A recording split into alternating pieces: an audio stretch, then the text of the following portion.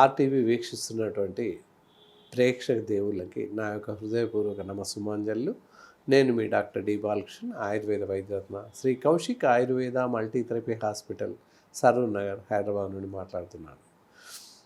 So చాలామందికి చిన్న పెద్ద స్త్రీ పురుష భేదం లేకుండా అందరికీ ఈ మధ్యకాలంలో కంటి చూపు తగ్గిపోతుంది.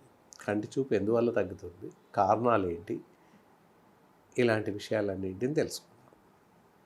కాట్రాక్ట్ రావడం, కళ్ళను నీళ్లు కారడం, కళ్ళు మంటలు రావడం, ఇలాంటి సమస్యలతో బాధపడుతున్నారు. అతి చిన్న వయసులో జస్ట్ 10 years 11 years పిల్లలకు కూడా కంటి చూపు తగ్గిపోతుంది.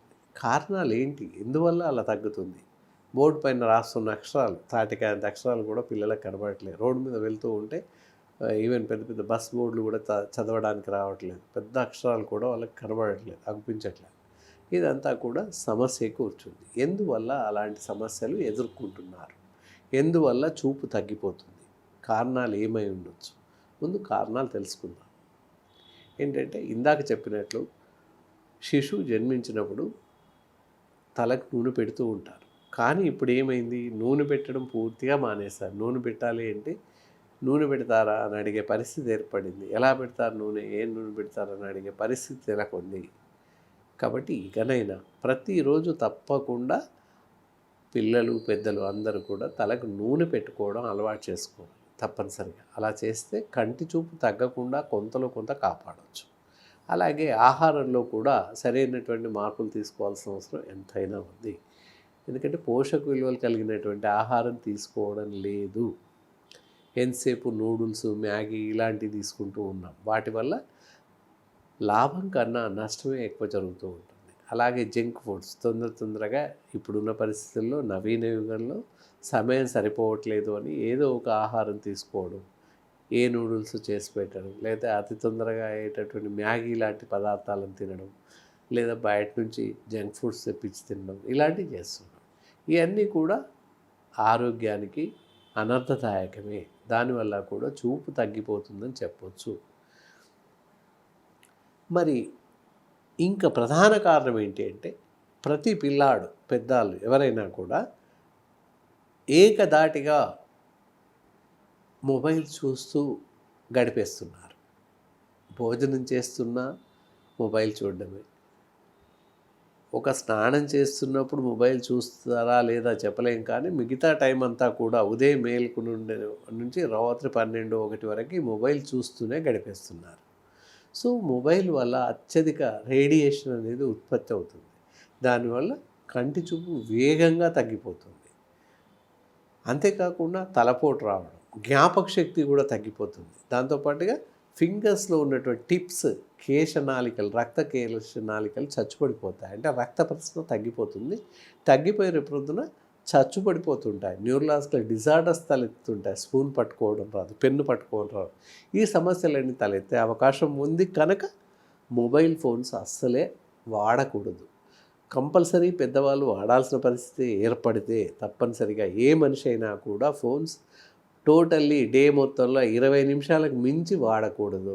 అవుట్ గోయింగ్ కానీ ఇన్కమింగ్ కానీ అంతకు మించి వాడకూడదు. సో అదంతా కూడా అనర్థదాయకం కనుక చూసుకొని వాడాల్సిన అవసరం ఉంటుంది. పిల్లలు మరీ ఫోన్స్ వాడడం వల్ల చిన్న పిల్లలకు కూడా కంటి చూపు తగ్గిపోవడానికి ప్రధాన కారణం మొబైల్స్ అనే చెప్పాలి. పిల్లలు ఎవరికి కూడా ఫోన్స్ ఇవ్వకపోవడం చాలా మంచిది. వాళ్ళకి అందుబాటులో అసలే ఉంచకూడదు. ఇదంతా కూడా సమస్య కూర్చుంది. అంతేకాకుండా చిన్న పుట్టిన పిల్లలు కూడా, నెలల పిల్లలు ఉంటారు, పిల్లోడు ఏడుస్తుంటే ఫోన్ ఆన్ చేసి వాడు తలపక్క పెట్టేస్తున్నారు. జస్ట్ 1-2 months పిల్లలకి, రోజుల పిల్లలకి. సో దానివల్ల ఏంటి, చిన్న పిల్లల మెదడు చాలా సున్నితంగా ఉంటుంది. గ్రహణ శక్తి, దృశ్య శ్రవణ నాడులు బ్రెయిన్ నుంచే వస్తూ ఉంటాయి. సో ఎప్పుడైతే మొబైల్ ఫోన్ తలపక్కకు పెట్టేస్తామో ఈ రేడియేషన్ ప్రక్రియ వల్ల బ్రెయిన్లో ఉన్నటువంటి దృశ్యానికి సంబంధించినటువంటి దృశ్య శ్రవణ నాడులు, అంటే చూపుకు సంబంధించినటువంటి నాడులు పూర్తిగా క్షీణించి అనారోగ్యం పాలయ్యే అవకాశం ఉంది. కనుక ఇకనైనా తల్లిదండ్రులు చక్కగా గమనించి ఈ ఫోన్స్ పిల్లల పక్కకు పెట్టడం మానేసేయాల్సిన అవసరం ఉంటుంది. దీనివల్ల చూపు తగ్గిపోతుంది. రానున్న కాలంలో ఏది కనబడకుండా పోతుంది. పూర్తిగా అంధకారంగా మారే అవకాశం ఉంటుంది. కావున ఈ తప్పనిసరిగా ఈ మొబైల్స్ అందుబాటులో ఉంచకపోవడం సర్వత్రా క్షేమదాయకం అని చెప్పొచ్చు. సో మరి ఆహారం ఎలాంటి ఆహారం ఇవ్వాలి? ఉదయం సాయంత్రం మంచి ఒక కప్పు పాలు ఇవ్వండి పిల్లలకి, అది చాలా బాగా పనిచేస్తుంది. దాంతోపాటుగా పుష్టికరమైన ఆహారం, కార్న్ మక్కలు ఇవ్వండి, రకరకాల ఆహారాలు అన్నీ ఇవ్వచ్చు. అన్ని రకాల ఆహార పదార్థాలు, మినుములు అవ్వచ్చు, లేదా తృణధాన్యాలు అవ్వచ్చు, మనం తీసుకునే ఉప్మా, పూరి, పెసరట్టు ఇలాంటివి అన్నీ ఇవ్వచ్చు. అన్ని రకాల ఆహార పదార్థాలు ఇంట్లో తయారు చేసినవి ఇవ్వాలి. అంతే తప్ప బయట కొనిపెట్టడం, బయట నుంచి తెచ్చి ఇవ్వడం, చాక్లెట్లు, పిజ్జాలు, బర్గర్లు ఇలాంటివి ఇవ్వకూడదు.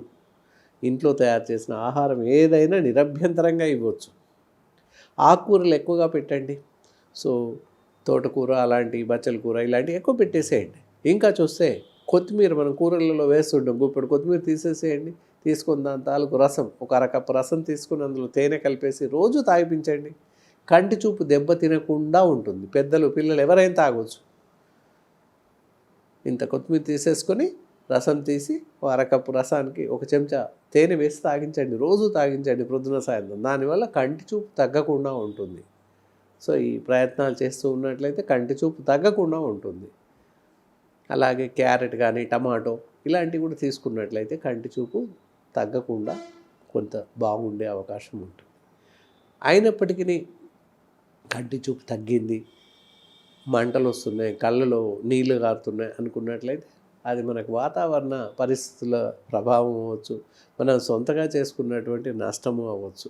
తదేకంగా టీవీ చూస్తూ వెళ్ళడం, తదేకంగా కంటిన్యూ అవర్స్ టుగెదర్ ఫోన్ చూస్తూ ఉండడం వల్ల కళ్ళలో నీటి శాతం తగ్గిపోతుంది. దానివల్ల డ్రైనెస్ ఆఫ్ ఐస్ అంటారు. కళ్ళు రెప్పలు కొట్టడం, సరిగా కనిపించకపోవడం, కలర్ బ్లైండ్నెస్, కలర్లను గుర్తుపట్టలేకపోవడం సంభవిస్తూ ఉంటుంది.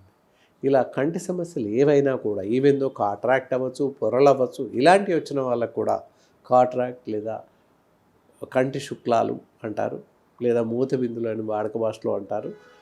అవి వచ్చి శస్త్రచికిత్సకు వెళ్ళాల్సిన అవసరం ఉంటుంది. అలాంటి వారికి కూడా ఎలాంటి ఆపరేషన్స్ లేకుండా, శస్త్రచికిత్స లేకుండానే మందులతో తగ్గించే అవకాశం ఉంది. ఇక్కడ చూడండి, ఆప్తాల్ ఐ డ్రాప్స్ అని ఉంటాయి. ఇవి కాట్రాక్ట్ వచ్చిన వాళ్ళకి, కళ్ళ మంటలకి లేదా చూపు తగ్గుతున్న వాళ్ళకి ఈ మందు రెగ్యులర్గా వాడుతూ ఉన్నట్లయితే చూపు, ఐ విజన్ డెవలప్ అవుతుంది. అలాగే కాట్రాక్ట్ ఉన్న వాళ్ళకి కాట్రాక్ట్ తగ్గుతుంది. అలాగే డయాబెటిక్ రెటినోపతి, గ్లూకోమా ఇత్యాది కంటి వ్యాధులు, అన్ని రకాల కండ్ల వ్యాధులు ఈ ఆప్తాల్ ఐ డ్రాప్స్తో తగ్గే అవకాశం ఉంది.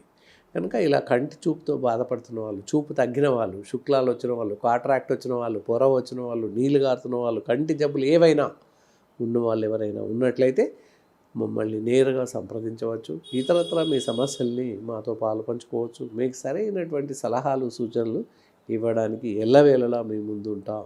ఇక సెలవు.